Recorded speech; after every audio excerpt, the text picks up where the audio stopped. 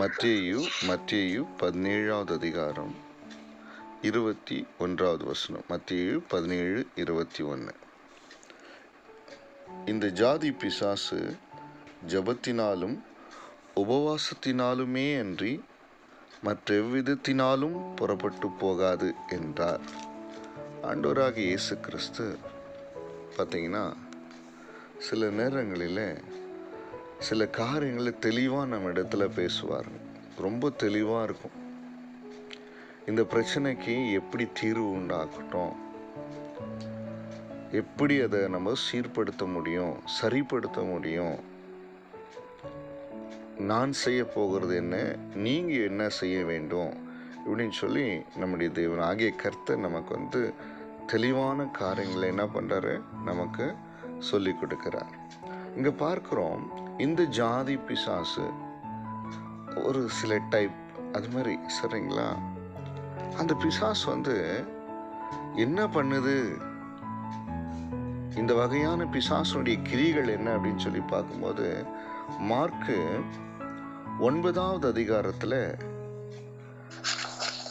21வது வசனம் 22வது வசனத்தை வாசிக்க முடியுமா? மார்க்கு 9, 21, 22. அவர் அவனுடைய தகப்பனை நோக்கி, இது இவனுக்கு உண்டாகி எவ்வளவு காலமாயிற்று என்று கேட்டார். அதற்கு அவன், சிறு வயது முதற்கொண்டே உண்டாயிருக்கிறது. இவனை கொல்லும்படிக்கு அது அநேக தரம் தீயிலும் தண்ணீரிலும் தள்ளிற்று. பார்த்தீங்களா? இங்க நம்ம பார்க்கிறோம், சின்ன வயசுலயே இந்த பிசாசு அந்த மகனை என்ன பண்ண பிடிச்சிடுச்சு. இப்போ அந்த மகனுக்கு என்ன வயசுனா வாலிப வயசு. அப்போ இந்த சின்ன வயசுல பிடிச்ச இந்த பிசாசு, நீங்க கேட்கலாம், சிறு குழந்தைகளை கூட பிசாசு பிடிக்குதா? பிடிக்குது. அது என்ன பண்ணுது, அந்த ஜாதி பிசாசு இந்த சிறு வயதிலே இந்த குழந்தைகளை தாக்கி எப்படியாவது அவங்க எதிர்காலத்தை அழிச்சு தேவனுடைய வாழ்க்கையில் வைத்திருக்கிற நன்மைகளை கெடுத்து, பிள்ளைகள் மூலியமாய் வருகிற சந்தோஷத்தையும் இளைப்பாறுதலையும் கெடுத்து தாய் தகப்பனுக்கு துக்கத்தை உண்டாக்குற காரியமாயிருக்கிறது. இன்னைக்கு அநேக குழந்தைகள் அவங்க வாழ்க்கையில் கஷ்டப்பட்டு மரித்து போயிட்டாங்க. எவ்வளோ வீட்டில் தாய் தகப்பனுக்கு வேதனை துன்பமோ இன்னும் அவங்க மறக்க முடியாத வேதனையாக அவங்க வேதனைப்பட்டு இருக்காங்க. அப்போ இந்த பிசாசு என்ன பண்ணுது, சின்ன வயசில் பிடிச்சிட்டு என்ன பண்ணுது, அவனை கொல்லணும். அதுதான் அதனுடைய நோக்கம். கொன்று என்ன பண்ணணும், எப்படியாவது கொல்லணும். அதுக்காக என்ன பண்ணுதான், அநேக தரம் தீயிலும் தண்ணீரிலும் தள்ளிற்று. பார்த்தீங்களா? இப்போ நீங்கள் புரிஞ்சுக்குங்க, இதனுடைய சிவியாரிட்டியை புரிஞ்சுக்குங்க, எவ்வளோ மோசமாக இருக்குன்னு சொல்லி. அப்போ இதுக்கு என்ன வழி, எப்படி போவோம், இதை எப்படி நம்ம என்ன பண்ணோம் சரி செய்ய முடியும் அப்படின்னு சொல்லி பார்க்கும்போது தான் ஆண்டவர் என்ன பண்ணுறாரு, தெளிவான காரியத்தை நம்மோடு பேசுகிறார். என்ன பேசுகிறாரு, நீங்கள் ஜெபத்தின் மூலமாகவும் உபவாசத்தின் மூலமாகவும் நீங்கள் என்ன பண்ணணும், இதை அகற்றி விடலாம், இதை சரி செஞ்சிடலாம் அப்படின்னு சொல்லி ஆண்டவர் நமக்கு தெளிவுபடுத்துறார். ஆமென். அப்போ நம்ம என்ன பண்ணணும் பாருங்க, நம்ம என்ன பண்ணணும், விசேஷமாக நம்முடைய குழந்தைகளுக்கு, இந்த தேசத்தில் இருக்க ஒவ்வொரு குழந்தைகளுக்கும் நம்ம என்ன பண்ணணும், தேவ சமூகத்தில் போய் வேண்டுதல் செய்யணும். எப்படி வேண்டுதல் செய்யணும், ஜெபத்தின் மூலமாகவும் உபவாசத்தின் மூலமாக நம்ம என்ன பண்ணோம், வேண்டுதல் செய்யணும். அப்படி வேண்டுதல் செய்யும்போது தேவனாகிய கர்த்தர் நமக்கு என்ன பண்றாரு, நம்முடைய ஜெபத்தை அவர் ஏற்றுக்கொண்டு நம்முடைய ஜெபத்தை அங்கீகரித்து கொண்டு அந்த சிறு பிள்ளைகளை கர்த்தர் என்ன பண்றாரு, விடுதலை ஆக்குகிறவராய் இருக்கிறார். அந்த பிசாசுடைய கிரியைகளை அழித்து நிர்மூலமாக்குகிறவராய் இருக்கிறார்.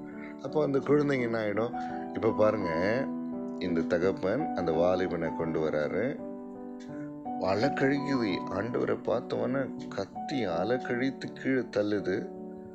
உடனே கர்த்தர் பாருங்க, ஏசாமி அந்த பிசாசு துரத்தினோன்னு நல்லாயிட்டாங்க. ஒருவேளை நான் உங்ககிட்ட கேட்குறேன், அந்த பிசாசு அந்த வாலிபனை விட்டு போயிருக்கலன்னு சொன்னா என்ன ஆயிருக்கும்? சொல்லுங்க, என்ன ஆயிருக்கும்?